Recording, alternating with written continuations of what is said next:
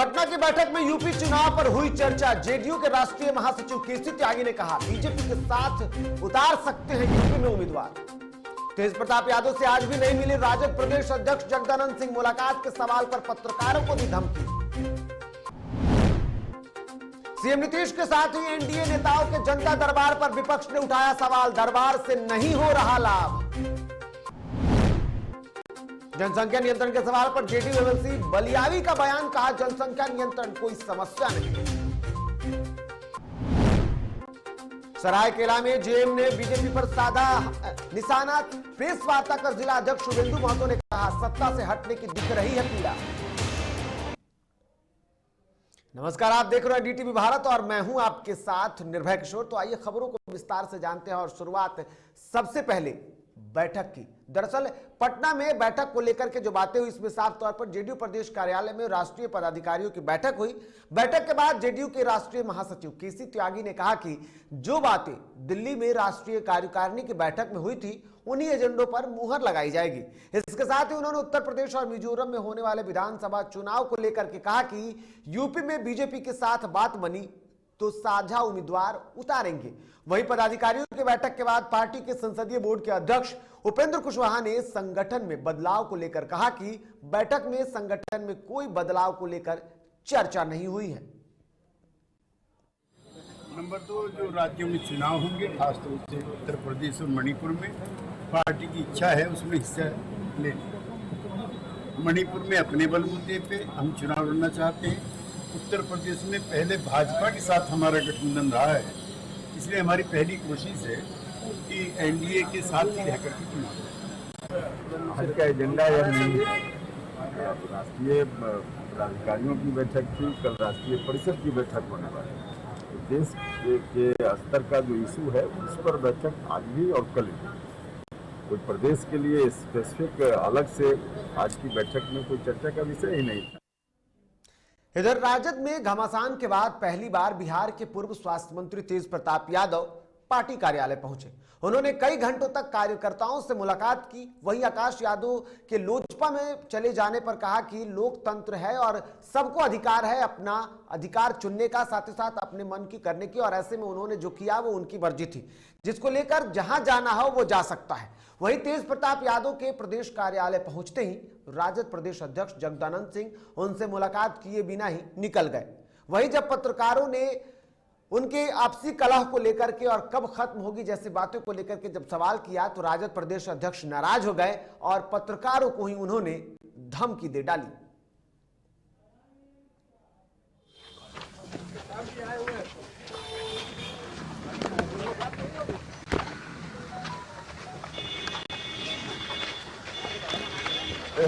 मुलाकात होगी सर, मुलाकात होगी।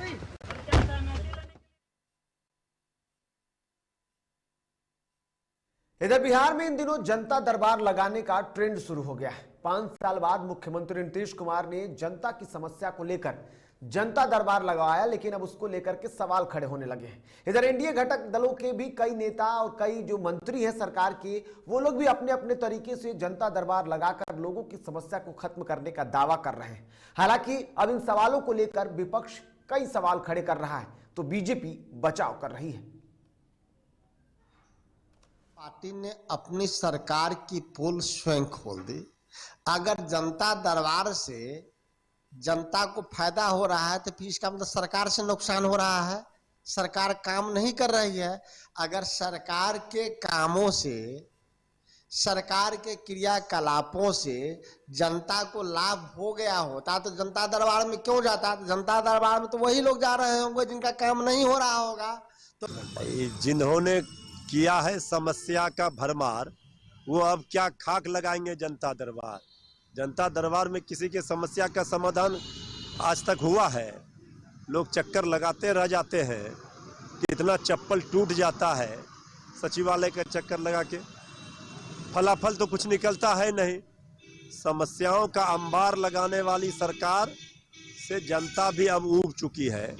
अब चाहे लाख लगा लें जनता दरबार, अब जनता को नहीं चाहिए ये डबल इंजन वाली सरकार। बिल्कुल काम हो रहा है और समस्याएं जब कम हो जाएगी तो ऑटोमेटिक है कि भीड़ कम हो जाएगा। जब लोगों का समस्या का समाधान हो जाएगा। ये काम विपक्षी कैसे जानते हैं? विपक्षी से सवाल करिए कि क्या आप जनता दरबार में गए कोई किसी काम को लेकर के?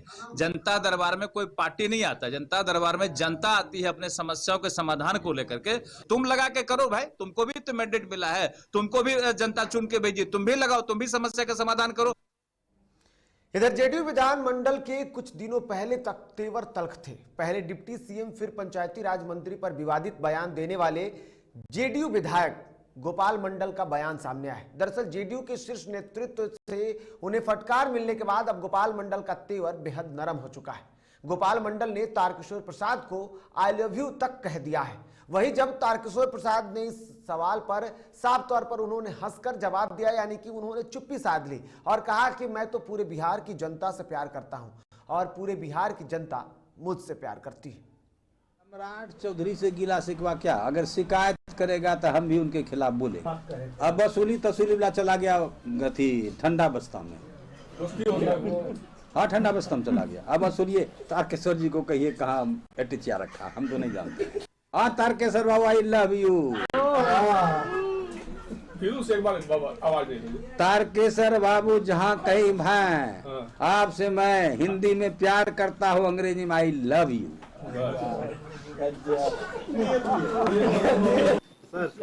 सर कुछ तो बोलिए, कुछ तो बोल दीजिए सर। हिंदी और इंग्लिश दोनों में कहा सर। सर कुछ होने सर अपने मोहब्बत हम तो बहुत आपके प्रति सर, हम तो पूरे बिहार के लोगों को बहुत पहले से प्यार करते हैं, इसलिए उसमें सर गोपाल मंडल के लिए क्या कहना तरीके से अपना प्यार जाहिर किया आपके प्रति, सर क्या कहेंगे?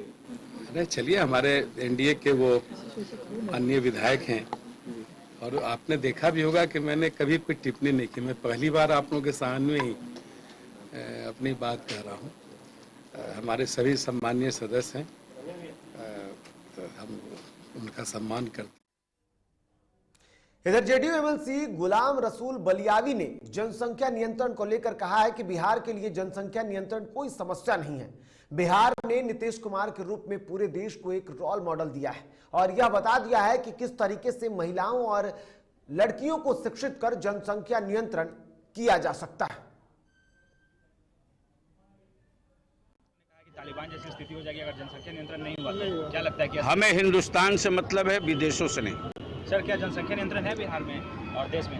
पूरे देश में जनसंख्या नियंत्रण का रोल मॉडल अगर किसी ने दिया है तो हमारे नेता श्री नीतीश कुमार जी ने दिया है। बेटियों को शिक्षित कर दो, जनसंख्या खुद ब खुद नियंत्रण में आ जाएगी। बिहार में जनसंख्या नियंत्रण, अब वो बताएंगे क्यों बोल रहे हैं। देश में जनसंख्या नियंत्रण में ये मानते हैं? देश में बिहार से शुरुआत हुई है, बेटियां शिक्षित होते जा रही हैं, नियंत्रण होते जा रहा है। इसी फार्मूले पर आज नहीं कल सबको अमल करना होगा। इधर राष्ट्रीय लोक जनशक्ति पार्टी के राष्ट्रीय अध्यक्ष और जमुई से सांसद चिराग पासवान आशीर्वाद यात्रा को लेकर सासाराम पहुंचे, जहां काफी संख्या में लोगों की भीड़ देखी गई। यात्रा के दौरान रोहतास जिले के ब्राह्मण चेतना संघ के बैनर तले कई लोगों ने भी चिराग पासवान को माला पहनाकर उनका स्वागत किया। वहीं चिराग पासवान ने नीतीश कुमार पर निशाना साधते हुए कहा कि वर्तमान की जो सरकार है वो बैसाखी के सहारे चल रही है। मौजूदा मुख्यमंत्री नीतीश कुमार जी चाहते ही नहीं है कि हमारे युवा बिहार में रहें, रोजगार करें, एक अच्छी शिक्षा हासिल करें। वही ग्राम पर 44 के माध्यम से हम लोगों ने इस बात का जिक्र किया है प्रमुखता से कि हर बिहारी युवा को बिहार में ही रोजगार मिलना चाहिए। यहाँ पर एक सफेद हो, यहाँ पे सिंगल हो, ताकि IT sector, IT job, MNC क्या बनाए ताकि हमारे युवा को दिल्ली, मुंबई, बैंगलोर, गुजरात जाना पड़े रोजगार के लिए। इधर जन अधिकार पार्टी लोकतांत्रिक के प्रदेश महासचिव यश शेखर पहुंचे दरभंगा और पप्पू यादव का हाल जानने के लिए। उपरांत यश शेखर ने कहा कि पप्पू यादव को साजिश के तहत जेल में रखते हुए उन्हें फंसाया गया है। यश शेखर ने सरकार से सवाल पूछा मीडिया के माध्यम से कि क्या गुनाह किए थे पप्पू यादव। सरकार का ही तो काम कर रहे थे, ऑक्सीजन बांट रहे थे। कोई जो है ध्यान नहीं दे रही है। निर्दोष जो है साफ का साफ जनता देख रही है कि वो अंदर है और जो एम्बुलेंस चोर थे वो बाहर हैं। तो ये जनता को समझना पड़ेगा और ये जो मानसिकता है इसको बदलना पड़ेगा कि जो सेवा करने वाला था अभी बाहर आया हुआ है। अभी अगर नेताजी बाहर रहते तो वो हर लोग जानता है कि बाहर में जितने लोग फंसे हुए हैं, चाहे वो कोसी में हो, चाहे वो पटना जिला के आसपास का क्षेत्र हो, जिधर भी हो, पप्पू यादव का जो सेवा जो दल है वो अभी भी चल रहा है, मगर ये रहते तो और बेहतर रूप से वो हो सकता। इधर आरा में सूचना एवं प्रसारण मंत्रालय भारत सरकार के रीजनल आउटरीच ब्यूरो पटना के द्वारा आरा के महंत महादेवानंद महाविद्यालय में शनिवार को से लेकर के 3 दिवसीय आजादी का अमृत महोत्सव कार्यक्रम की शुरुआत की गई है। इस विशेष कार्यक्रम में फोटो प्रदर्शनी का आयोजन किया गया। वहीं आजादी का अमृत महोत्सव के इस विशेष कार्यक्रम का उद्घाटन भारत सरकार के कैबिनेट मंत्री आर.के. सिंह ने किया। वहीं पीआईबी और रीजनल आउटरीच ब्यूरो के अपर महानिदेशक शैलेश कुमार मालवीय ने बताया कि उद्घाटन समारोह के दौरान अमरिंद्र प्रताप सिंह कृषि मंत्री बिहार सरकार विशिष्ट अतिथि के तौर पर मौजूद रहे। आशा जी ने मुझसे निवेदन किया था पूरे कॉलेज को हम सोलर कर दें क्योंकि इनका बिजली का बिल आ रहा है करीब 6 लाख रुपया क्या। तो आशा जी आखिर पूरे कॉलेज को हम लोग सोलर कर देंगे। उसका जो भी खर्चा लगेगा वो हम अपने निधि से दे देंगे या CSR से। और यह वक्त हो चला एक छोटे से ब्रेक का, जल्द लौटते हैं, बने रहिए डीटीपी के साथ।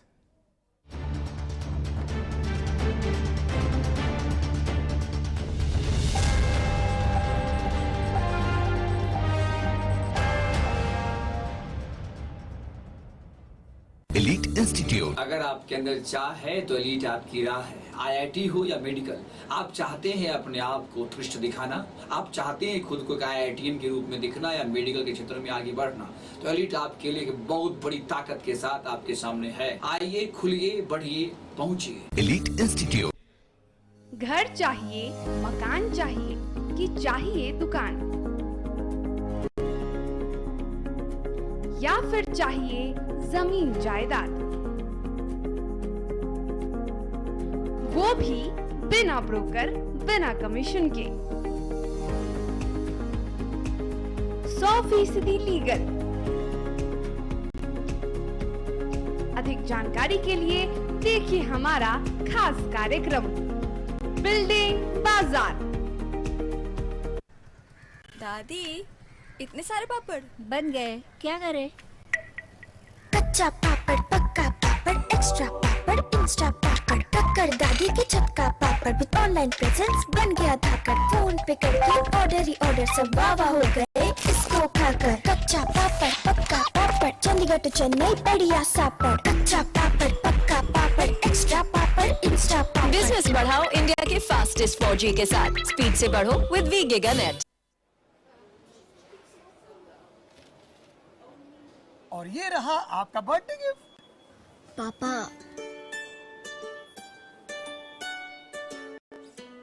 बेटा ये कैसा है? ये दुनिया क्यों न समझे, मेरी दुनिया बदल गई।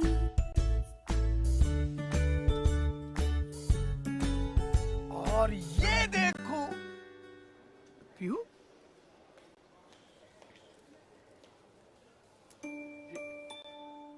पीहू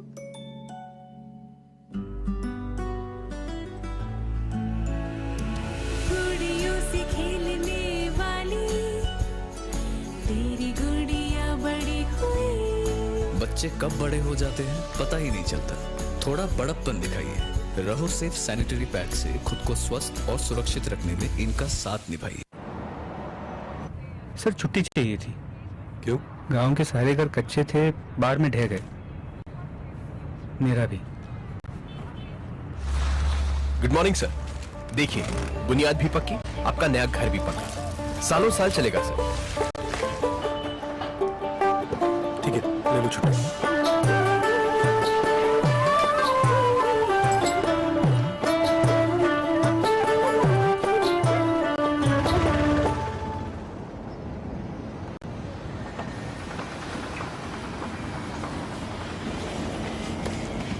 लो, हो गया घर पक्का। छुट्टी कैंसिल।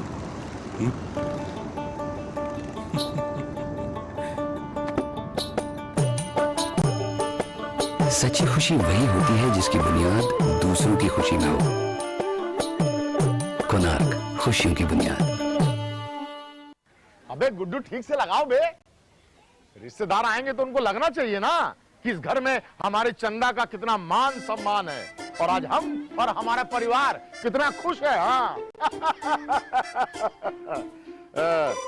हम तो आपको बताने ही भूल गए, हमारी चंदा इतने सालों बाद गाभन हुई है। और पहले जो दो खाए ना तो स्वस्थ और तंदुरुस्त कैसे रहेगी। भला हो मधुसूदन गोल्ड पशु आहार का, जिसके देने से हमारी चंदा गाभन हुई और उसको एक रिष्ट पुष्ट बच्चा हुआ।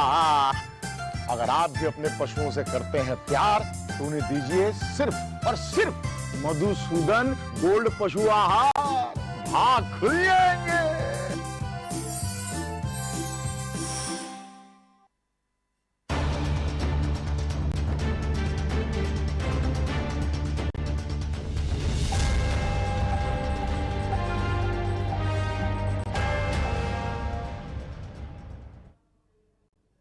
और ब्रेक के बाद एक बार फिर से आप सभी का स्वागत है। बढ़ेंगे आगे और अब बात चकिया की करेंगे। दरअसल चकिया प्रखंड के कुड़िया पंचायत के वार्ड नंबर 7 की जनता को बिजली बनवाने के नाम पर गुप्त रूप से सादे पेपर पर साइन करा लिया गया और नए वार्ड सचिव की गुपचुप तरीके से योजना में लूट खसोट करने के नियत से बहाली कर ली गई। सचिव संदीप कुमार और ग्रामीणों ने आरोप लगाते हुए कहा कि 7 नवंबर को वार्ड सदस्य सत्यदेव महतो, मुखिया पति रमेश बैठा और ग्राम सेवक चक्रधारी राम ने मिलकर गुप्त रूप से वार्ड सचिव की बहाली कर दी गई। इसको लेकर के ग्रामीणों के द्वारा प्रखंड विकास पदाधिकारी व अनुमंडल पदाधिकारी को आवेदन दिया गया है। सवाल करो, मैं हमसे सवाल करने वाला तुम कौन होते हो? वो हम लोग से बत्ती को लाइट लगाने के बहाने चुपके से सिग्नेचर कराकर और मतलब गुप्त रूप से हटा दिया गया। हम लोग को कोई जानकारी नहीं है ग्राम सभा को। और पंच, इस वार्ड के पंच जो है उनके कुछ भी जानकारी नहीं है कि हाँ कब ग्राम सभा लगा हुआ है कब नहीं लगा। ये लोग डायरी मेंटेन सिर्फ करके ये गुप्त रूप से अपने मिली भगत को किया है। और मैंने पंच से भी पूछे तो बोले कि कहीं हम सिग्नेचर नहीं किए, नहीं कहीं कुछ हुआ। इधर बिहार में शराबबंदी है, इसके बावजूद आए दिन शराब से जुड़े मामले सामने आते रहे हैं। शनिवार को बिहटा पुलिस ने गुप्त सूचना के आधार पर बिहटा देवी स्थान डुमरी रोड से 2 तस्करों को भारी मात्रा में विदेशी शराब के साथ गिरफ्तार किया है। इस संबंध में बिहटा थाना अध्यक्ष ऋतुराज सिंह ने बताया कि गुप्त सूचना मिली थी कि बिहटा देवी स्थान डुमरी रोड में 2 तस्कर शराब लेकर आने वाले हैं, जिसके बाद बिहटा पुलिस ने छापेमारी करते हुए मौके से 2 शराब तस्कर को गिरफ्तार कर लिया और दोनों को जेल भेज दिया गया है।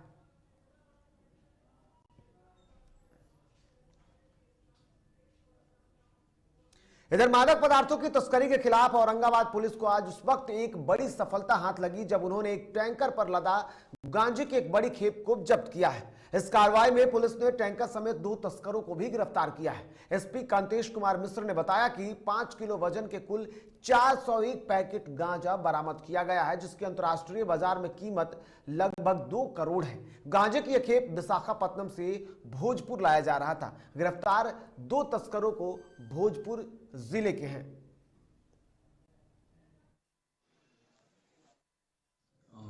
गुप्त सूचना मिली थी कि एक टैंकर में भारी मात्रा में गांजा आ रहा है, तो इसमें सघन जांच की गई और बारूण थाना अंतर्गत हाईवे पर श्री शक्ति धर्म कांटा के पास एक टैंकर को पकड़ा गया, जिसमें कि पश्चिम बंगाल का रजिस्ट्रेशन नंबर था।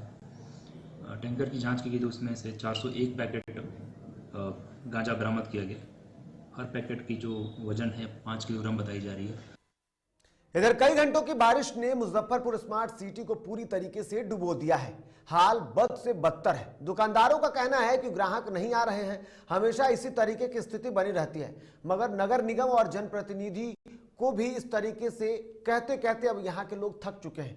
जरा इन तस्वीरों को देखिए। मुजफ्फरपुर शहर का यह हृदय स्थल कहे जाने वाला मोती झील मार्केट, जिसका यह हाल हो चुका है। पूरी स्थिति जो है वो साफ तौर पर दिख रही है कि यहाँ पर किस तरीके से लोगों का जीना दूभर हो गया है। बहुत दयनीय स्थिति है, कुछ बोला नहीं जा सकता इस बारे में। मतलब हमेशा इसी तरह का जो होता था क्या? जल जमा पानी झेल ही रहे हैं, 1 महीना हो गया। मतलब पानी निकलने से पहले आ जाती है। क्या किया जाए? कैसे आप लोग पानी निकालते हैं?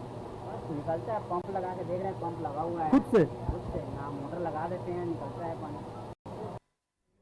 इधर वैशाली जिले के सहदेई बुजुर्ग ओपी बाजिदपुर चकस्तूरी पंचायत के पोखर में डूबने से एक 19 साल के युवक की मौत हो गई। लोग डूबे युवक की खोजबीन में जुटे हैं, लेकिन शव का पता नहीं चल सका। इस संबंध में मृतक की चाची निर्मला देवी ने बताया कि पानी में डूबे रवि को कोरोना का टीका लेने सहदोई जाने की बात कहकर घर से निकला था, जिसके बाद स्थानीय लोगों द्वारा पानी में डूबे होने की सूचना मिली। वही युवक की मौत के बाद परिजनों का रो रो कर बुरा हाल है। बच्चा कैसे डूबा है? ये बच्चा सदे गए थे तो सदे से बैठ रहे तो पानी में से लथरा कर गिर गए। कहाँ गिरा? सदे वाला पुल है अभी तक मिला नहीं है? नहीं डूब गया उसमें? हाँ, डूब गया। क्या नाम था बच्चा? रब्बी। कितना उम्र था उसका? 22 साल के। उसका पिताजी का क्या नाम है? अजय कुमार, अजय महतो। इधर बिहार पंचायत चुनाव के मद्देनजर गोपालगंज जिलाधिकारी डॉक्टर नवल किशोर चौधरी ने सभा कक्ष भवन में पत्रकारों के साथ प्रेस वार्ता की। इस दौरान जिलाधिकारी ने बताया कि गोपालगंज जिले के 14 प्रखंड के 230 पंचायतों में 11 चरणों में चुनाव संपन्न होगा। पंचायत चुनाव संपन्न होने के 2 दिन के बाद वोटों की गिनती की जाएगी। साथ ही जिले में सुरक्षा व्यवस्था को लेकर प्रशासनिक स्तर से व्यापक प्रबंध कराए गए हैं। शरारती तत्वों को चुनाव में व्यवधान पैदा करने पर धारा 107 और 117 के तहत कार्रवाई कर उन्हें दंडित किया जाएगा।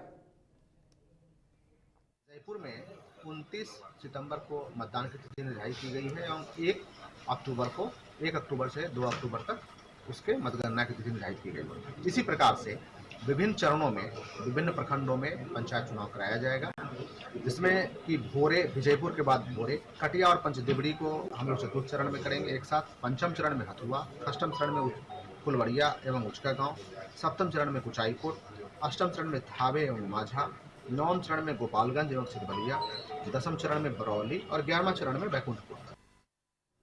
इधर बेगूसराय में एक युवती और युवक ने मजहब की दीवार को तोड़कर एक दूसरे के जीवन साथी बन गए। दरअसल साहेबपुर कमाल थाना क्षेत्र में मुस्लिम लड़की ने हिंदू युवक से शादी रचाकर समाज को एक नया संदेश दिया है। जानकारी के मुताबिक दोनों की मुलाकात 5 साल पहले एक मेले में हुई थी, लेकिन दोनों के परिवार को यह बातें नागवार गुजरा। इतना ही नहीं, प्रेमिका के परिवार वालों ने प्रेमी की बुरी तरीके से पिटाई भी की थी, जिससे नाराज होकर युवती ने जहर भी खा लिया था। हालांकि अब दोनों ने आर्य समाज रीति रिवाज के साथ परिणय बंधन में बंध गए हैं।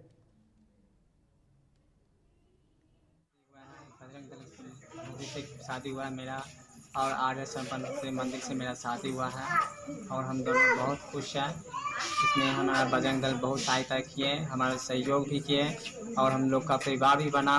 सही बजरंग दल से हम दोनों बहुत अच्छे से शादी निभाया है। दोनों का सही से अच्छे से कोर्ट में भी शादी करवाया गया है। दोनों का बहुत हेल्प किया बजरंग दल हमारे, हम उनका सदा के लिए आभारी रहते हैं।